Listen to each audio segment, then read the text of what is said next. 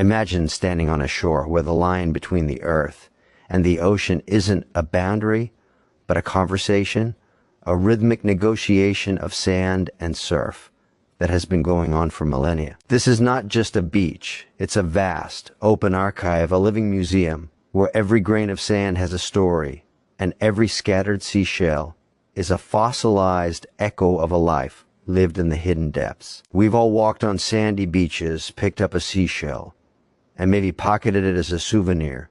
But have you ever stopped to truly consider the epic journey that both that single grain of sand and that delicate shell have undertaken to meet at your feet? That seemingly simple, sun-warmed strip of coastline is a stage for some of the planet's most profound geological dramas, biological wonders, and even cosmic events. That sand beneath your toes? It's a chronicle of destruction and renewal. Much of it began as towering mountain ranges, colossal cliffs of granite and quartz, that over millions of years faced the relentless siege of wind, rain, and ice. These elements, patient and inexorable, cracked and crumbled the mightiest rock into boulders, then stones, then pebbles, and finally into particles so fine they can be carried by rivers on a continental-scale journey to the sea. Other sands are born from the very life the ocean sustains, the pulverized remains of coral reefs from distant atolls, the calcium carbonate skeletons of countless microorganisms that lived and died in the water column, settling into a fine, white powder. Some beaches even hold stardust, literally. Tiny flecks of minerals like magnetite, often found in black sand beaches, can have extraterrestrial origins or come from volcanic eruptions, reminding us that the beach is a receiver for materials from both the heart of the earth and the depths of space. And then there are the shells, the intricate architectures left behind by mollusks, the snails, clams, and oysters of the sea. Each shell is a masterpiece of biological engineering, grown layer by microscopic layer by its occupant, a suit of armor and a home rolled into one. The shapes are a testament to evolution, creativity, spirals that follow the precise mathematical perfection of the Fibonacci sequence for strength and efficiency, fluted edges for digging into the seabed, razor-sharp spines to deter predators. The colors and patterns, those swirling pinks, deep purples, and zebra stripes errant, just for beauty. They are camouflage, warnings, or results of diet and mineral content in the water. But the shell on the beach is an empty husk, an abandoned legacy. Its occupant has likely fallen victim to the endless cycle of predation, perhaps plucked out by a savvy hermit crab looking for upgrade, or its body consumed by a shorebird, leaving the calcium carbonate structure to be tossed by the waves. This is where the two journeys collide. The waves, that perpetual motion machine powered by the moon and sun, act as the world's largest and most relentless sorting facility. They lift, carry, and deposit sand and shells according to weight, size, and shape, creating the very slope and texture of the beach. A stormy high tide might hurl heavy, rugged shells and coarse sand high up the berm, while the gentle backwash of a calm day selectively pulls the finest, lightest grains back out, leaving a lag of larger treasures behind. This constant sifting and arranging is why you might find a band of perfectly intact cockle shells one morning and a smooth blanket of nothing but quartz sand the next. The beach is never static. It breathes with the tides, morphs with the seasons, and whispers the secrets of distant storms.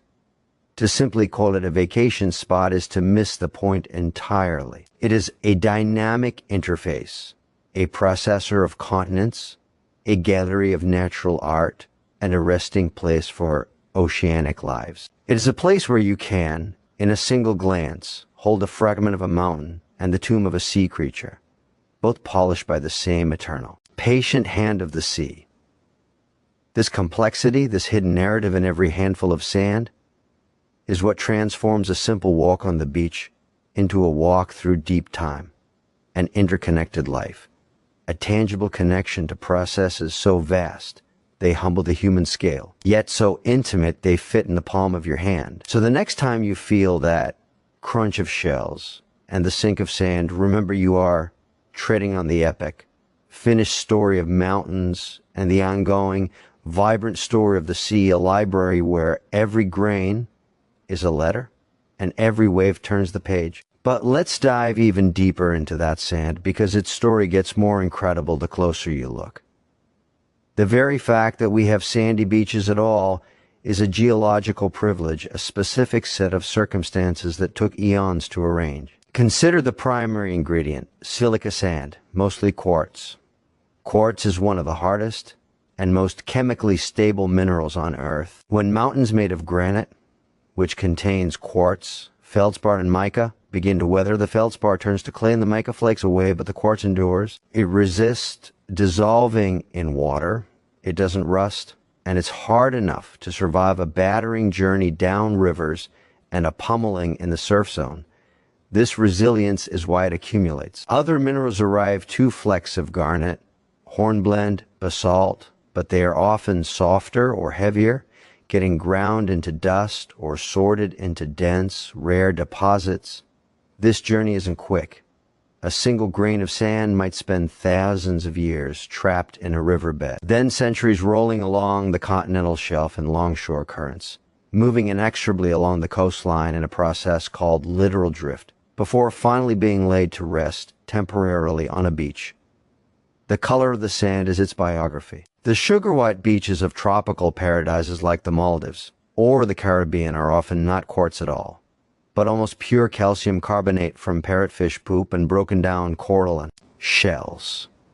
Parrotfish, those colorful reef residents, spend their days scraping algae off coral, consuming chunks of rock-hard coral skeleton, digesting the organic matter, and excreting it as fine, white sand. In fact, a single parrotfish can produce hundreds of pounds of sand a year, so on those beaches you are quite literally walking on processed coral and fish waste. Volcanic islands like Hawaii or Iceland offer sands in dramatic blacks and greens, crushed basalt, obsidian, and the mineral olivine. Pink sand beaches like in Bermuda or the Bahamas get their blush from tiny fragments of crushed seashells and foraminifera, microscopic organisms with red and pink shells mixed with the white carbonate. The famous red sands of Prince Edward Island in Canada owe their hue to iron oxide, rusting in the cliffs that feed the shore. So, the palette of a beach is a direct readout of its geological and biological surroundings. And what about the texture? The feel of sand between your toes, whether it's fine and flowery or coarse and gritty, tells you about the energy of the waves. High-energy beaches facing open ocean, battered by big waves, tend to have coarser, heavier sand and larger pebbles because the powerful water can carry and deposit bigger particles. The fine, powdery sand is often found in protected bays or lagoons where the wave energy is low, allowing only the lightest particles to settle. The slope of the beach is a direct function of this grain size too. Coarse sand drains water quickly and forms a steeper beach profile, while fine sand holds water and creates a very gentle, shallow slope. This isn't just trivia, it's the physics of the coastline in action. Furthermore, sand is not just a passive player, it's a habitat. The area between the high and low tide marks, the intertidal zone on that sandy beach, is one of the most challenging and dynamic real estates on the planet. Creatures here must endure daily cycles of submersion in salt water and exposure to sun and air, crushing wave force, and shifting substrates. To survive, they have become masters of excavation. Look for tiny holes or dimples at low tide. They might be the air vents for a buried razor clam, which can dig itself deeper into the sand with incredible speed using its muscular foot.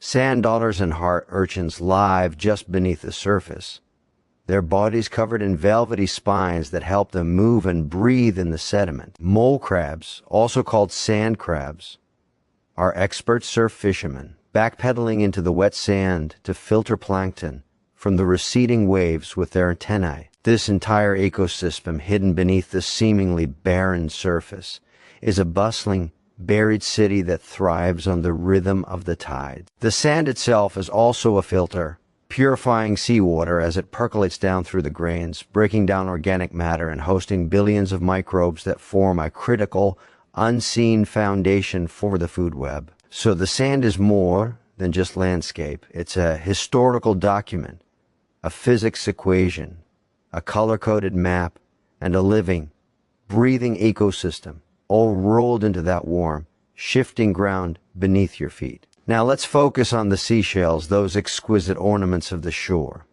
Each one is a frozen moment in the life of a soft-bodied animal that mastered the art of building with minerals from the sea. Mollusks, the architects of shells, have been perfecting this craft for over 500 million years. They don't just find their shells, they secrete them, layer by delicate layer, from a specialized organ called the mantle. The primary building material is calcium carbonate, which the animal extracts from the water or its food. But it's not just about dumping chalk, it's about crystalline precision.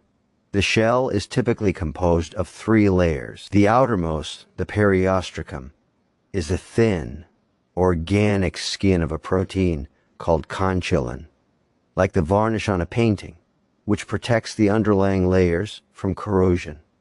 Beneath that lies the prismatic layer, made of tightly packed columns of calcium carbonate crystals, providing structural strength. The innermost, and often most dazzling, is the nacreous layer, or mother of pearl, a laminated structure of calcium carbonate platelets and organic material. This brick-and-mortar arrangement at a microscopic level is what gives nacre its iridescent sheen and incredible fracture resistance. It's tougher than the mineral it's made from. The shape of the shell is a direct reflection of the animal's lifestyle. A fast-moving predatory whelk needs a streamlined, spiral shell with a large aperture for its powerful foot to propel it. A scallop, which swims by clapping its valves together, has a lightweight, ribbed, fan-shaped shell that provides both lift and protection. A clam that burrows into sediment has a smooth, rounded, and thick shell to withstand pressure and abrasion. The decoration's spines, ribs, flanges aren't random. They often serve to anchor the animal in the seabed, deter predators by making the shell harder to swallow or crush, or even disrupt the suction of a predatory starfish's tube feet. The colors come from pigments incorporated during formation, sometimes derived from diet, and can serve as camouflage against the mottled seabed or, in the case of some tropical species, as a warning of toxicity. But the shell on the beach is a relic. It arrives on the shore through a combination of mortality and hydraulics. When the mollusk dies, its tissue decomposes or is eaten, and the empty shell becomes a buoyant, hollow object. Waves and currents then take over, transporting it in a submarine journey that can span miles. The sea acts as a master curator. Fragile, thin shells are often shattered in the surf, their fragments destined to become future sand. Denser, more robust shells survive the journey. The waves, through a process called swash alignment, tend to deposit shells with their curved side up, reducing drag and embedding them slightly in the sand. This is why you often find them resting in that perfect, picturesque orientation. Storms, however, are the great deliverers of shell treasures. Powerful offshore winds and turbulent wave action can scour the seafloor, dislodging shells from deep water, and hurling them onto the high berm of the beach, creating spectacular windrows or shell beds overnight. This is why the best shelling often happens after a storm. And then come the collectors, not just human, but ecological. Hermit crabs are the ultimate shell recyclers, engaging in a complex real estate market, upgrading their homes as they grow, and even engaging in shell fights over desirable properties. The empty shell thus enters a second, vital life cycle as a mobile home for another creature.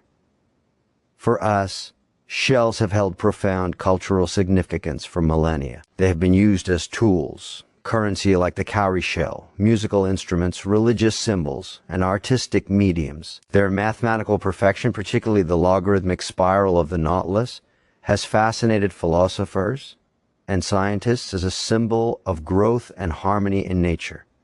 So when you pick up a seashell, you are holding a multifunctional biomechanical suit of armor, a product of 500 million years of evolutionary R&D, sculpted by the life habits of its creator, and then delivered to you by the ocean's powerful sorting and delivery system. It is a token of a completed life, a piece of natural engineering that inspires human technology, a beautiful, tangible link to the hidden, swirling life of the sea. The magic of the sandy beach with its scattered seashells truly comes alive in the constant, dynamic interaction between the two, the endless dance orchestrated by the ocean's energy. This isn't a gentle waltz. It's a powerful, shaping force that builds, destroys, and redesigns the coastline daily. The primary choreographer is the wave. Waves are born from wind transferring its energy to the ocean's surface far out at sea. By the time they reach the shore, they are carrying that energy and are about to release it. As a wave approaches shallow water, it feels the bottom, its circular motion gets compressed, it slows down, grows taller, and eventually becomes unstable, toppling over as breakers. This is the moment of transformation. The crashing surf is a massive release of kinetic energy that does two main things. It suspends sediment and it creates currents. The powerful swash, the rush of water up the beach, carries a slurry of sand and shells landward. The strength of the swash determines how far up the beach or berm material is deposited. Then the backwash, the water draining back down the slope under gravity, pulls material seaward. This simple back and forth is a continuous sorting mechanism. Fine particles are easily suspended in the backwash and carried out, while heavier shells and coarse sand are left behind. This is why you often find a line of shells at the high tide mark. The swash reached its maximum power there and dropped its heaviest load, but the movement isn't just perpendicular to the shore. Most waves hit the coast at an angle. This creates a longshore current, a river of water that flows parallel to the beach within the surf zone. As angled waves hit, the swash pushes sand and shells up at an angle, but the backwash pulls them straight down under gravity. This results in a net zigzag movement of sediment along the coast, called longshore drift. Millions of tons of sand and countless shells are transported in this coastal conveyor belt every year. This is why beaches are not static piles of sand. They are rivers of grain flowing in slow motion. It's also why building a pier or a jetty can starve beaches down current of sand, leading to dramatic erosion, the human interruption of a natural transport system. Tides add another layer of complexity, acting as a giant elevator for the entire system, changing the zone where wave energy is expended twice a day.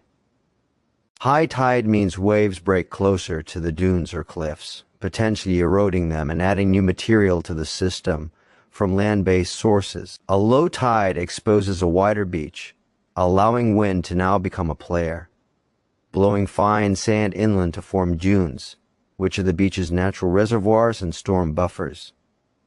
Now imagine where the shells fit into this hydraulic puzzle. A shell's journey to your hand is a game of odds based on its hydrodynamics, its size, shape, density, and buoyancy.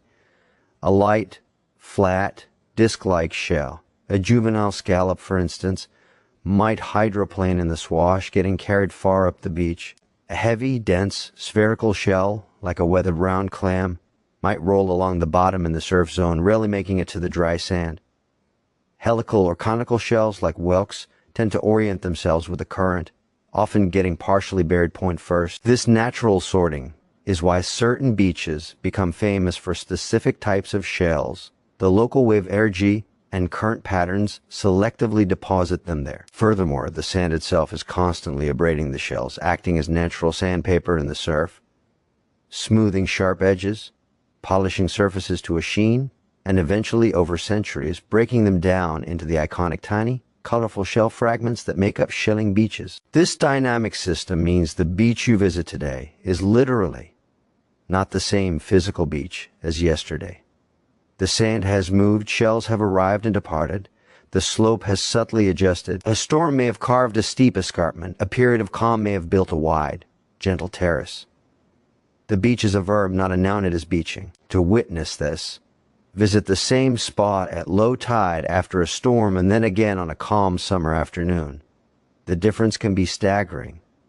This relentless change is the beach's essence. It is a landscape of transient beauty, a testament to the immense shaping power of water and wind, where every grain, every shell is a temporary passenger in a journey that has no final destination, only the endless, rhythmic cycle of erosion and deposition. A dance of geology happening right before our eyes, one wave at a time. So, what does this all mean for you, standing there with the sand between your toes and a seashell in your hand?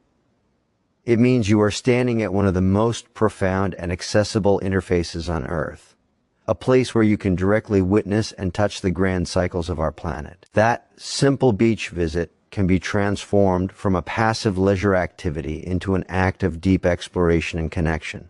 First, become a beach detective.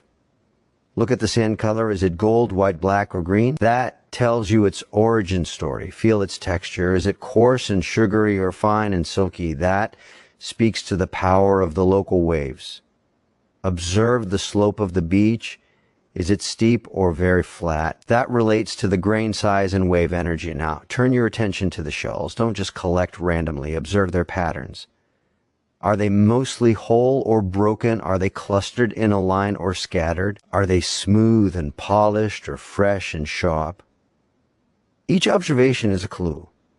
A line of heavy, broken shells at the high tide mark points to recent energetic waves. A spread of small, perfect, lightweight shells high on the dry sand might indicate they were delivered by a strong wind after being left by a gentle swash. When you pick up a shell, examine its architecture. Look at the spiral's direction, the thickness, the ornamentation. Try to infer the life of the animal that built it. Was it a burrower, a crawler, or a swimmer? This practice of mindful observation turns a stroll into a treasure hunt for understanding, where every find has a context and a story. But with this understanding comes a crucial responsibility. These dynamic, beautiful systems are under unprecedented threat. Sea level rise from climate change is causing chronic erosion as the ocean simply claims more of the shoreline. More intense and frequent storms strip sand away faster than natural processes can replenish it. Our own interventions, seawalls, groins, and jetties often disrupt the natural longshore drift, saving one beach at the expense of starving another down current. Pollution, from plastic microdebris to chemical runoff, contaminates the sand and water, harming the very organisms that create shells and the hidden interstitial life in the sand. That pristine beach is a fragile ecosystem, not just a backdrop for our enjoyment. The seashell you pick up might be a future home for a hermit crab. The dune you walk on might be stabilizing the coastline and hosting nesting birds. This leads us to the most important part, how we can be not just tourists, but stewards. Practice leave no trace principles on the beach.